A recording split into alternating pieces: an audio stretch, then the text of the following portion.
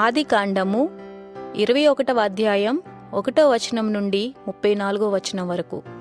యెహోవా తాను చెప్పిన ప్రకారము షారాను దర్శించెను. యెహోవా తానిచ్చిన మాట చొప్పున షారాను గూర్చి చేసెను. ఎట్లనగా, దేవుడు అబ్రహాముతో చెప్పిన నిర్ణయ కాలంలో షారా గర్భవతి అయి అతని ముసలితనమందు అతనికి కుమారుని కనెను. అప్పుడు అబ్రహాము తనకు పుట్టినవాడును తనకు షారా కరినవాడునైన తన కుమారునికి ఇస్సాకు అని పేరు పెట్టెను.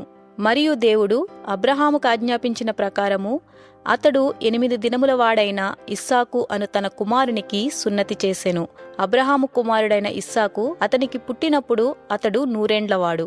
అప్పుడు షారా, దేవుడు నాకు నవ్వు కలుగజేసెను, వినువారెల్లా నా విషయమై నవ్వుదురనెను. మరియు షారా, పిల్లలకు స్తన్యమిచ్చునని ఎవరు అబ్రహాముతో చెప్పును? నేను అతని ముసలితనమందు కుమారుని కంటిని గదా అనెను. ఆ పిల్లవాడు పెరిగి పాలు విడిచెను. ఇస్సాకు పాలు విడిచిన దినమందు అబ్రహాము గొప్ప విందు చేసెను. అప్పుడు అబ్రహామునకు ఐగుప్తీయురాలైన హాగరు కనిన కుమారుడు పరిహసించుట షారా చూచి, ఈ దాసిని దీని కుమారుని వెళ్ళగొట్టుము.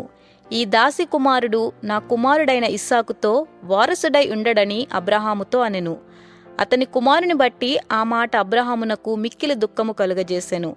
అయితే దేవుడు, ఈ చిన్నవాని బట్టియు నీ దాసిని బట్టియు నీవు దుఃఖపడవద్దు. షారా నీతో చెప్పు ప్రతి విషయములో ఆమె మాట వినుము. ఇస్సాకు వలన అయినదియే నీ సంతానమనబడును. అయినను ఈ దాసి కుమారుడును నీ సంతానమే గనుక అతని కూడా ఒక జనముగా చేసేదనని అబ్రహాముతో చెప్పెను. కాబట్టి తెల్లవారినప్పుడు అబ్రహాము లేచి ఆహారమును నీళ్లతిత్తిని తీసుకొని ఆ పిల్లవానితో కూడా హాగరునకు అప్పగించి ఆమె భుజము మీద వాటిని పెట్టి ఆమెను పంపివేసెను. ఆమె వెళ్లి బేర్షేబా అరణ్యములో ఇటూ అటూ తిరుగుచుండెను.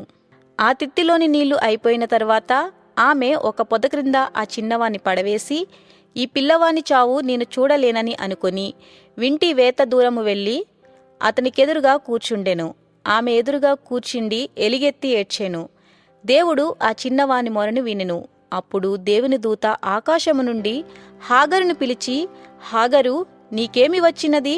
భయపడకుము. ఆ చిన్నవాడున్న చోట దేవుడు వాని స్వరము వినియున్నాడు. నీవు లేచి ఆ చిన్నవాని లేవనెత్తి నీ చేత పట్టుకొనుము. వానిని గొప్ప జనముగా చేసేదనని ఆమెతో అనెను. మరియు దేవుడు ఆమె కన్నులు తెరిచినందున ఆమె నీళ్ల ఊట చూచి వెళ్లి ఆ తిత్తిని నీళ్లతో నింపి చిన్నవానికి త్రాగనిచ్చెను. దేవుడు ఆ చిన్నవానికి తోడై ఉండెను. అతడు పెరిగి పెద్దవాడై ఆ అరణ్యములో కాపురముండి విలుకాడాయెను. అతడు పారాను అరణ్యములో ఉన్నప్పుడు అతని తల్లి ఐగుప్తు దేశము నుండి ఒక స్త్రీని తెచ్చి అతనికి పెండ్లి చేసెను. ఆ కాలమందు అబీమెలెకును అతని సేనాధిపతి అయిన ఫికోలును అబ్రహాముతో మాటలాడి, నీవు చేయు పనులన్నిటిలోనూ దేవుడు నీకు తోడైయున్నాడు గనుక నీవు నన్నైనను నా పుత్ర పౌత్రాదులనైనను వంచింపక నేను నీకు చేసిన ఉపకారము చొప్పున నాకును నీవు పరదేశివయున్న ఈ దేశమునకు చేసేదవని దేవుడి పేరుట ఇక్కడ నాతో ప్రమాణము చేయమని చెప్పెను. అందుకు అబ్రహాము ప్రమాణము చేసేదనెను.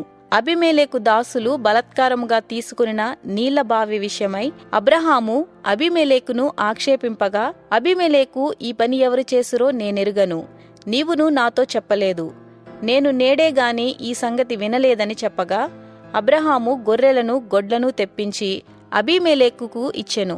వారిద్దరూ ఇట్లు ఒక నిబంధన చేసుకొనిరి. తరువాత అబ్రహాము తన గొర్రెల మందలో నుండి 7 పెంటి పిల్లలను వేరుగా ఉంచెను గనుక అబీమెలెకు అబ్రహాముతో, నీవు వేరుగా ఉంచిన ఈ 7 గొర్రె పిల్లలు ఎందుకని అడిగెను. అందుకతడు, నేనే ఈ బావిని త్రవ్వించినందుకు నాకు సాక్షాధ్యముగా ఈ 7 గొర్రె పిల్లలను నీవు నా చేత పుచ్చుకొనవలెనని చెప్పెను. అక్కడ వారిద్దరూ అట్లు ప్రమాణము చేసుకొనినందున ఆ చోటు బేర్షేబా అనబడెను. బేర్షేబాలో వారు అలాగూ ఒక నిబంధన చేసుకొనిన తరువాత అబీమెలెకు లేచి తన సేనాధిపతి అయిన ఫీకోలుతో ఫిలిస్తీయుల దేశమునకు తిరిగి వెళ్ళెను. అబ్రహాము బేర్షేబాలో ఒక పిచుల వృక్షము నాటి అక్కడ నిత్యదేవుడైన యెహోవా పేరట ప్రార్థన చేసెను. అబ్రహాము ఫిలిస్తీయుల దేశములో అనేక దినములు పరదేశిగా నుండెను.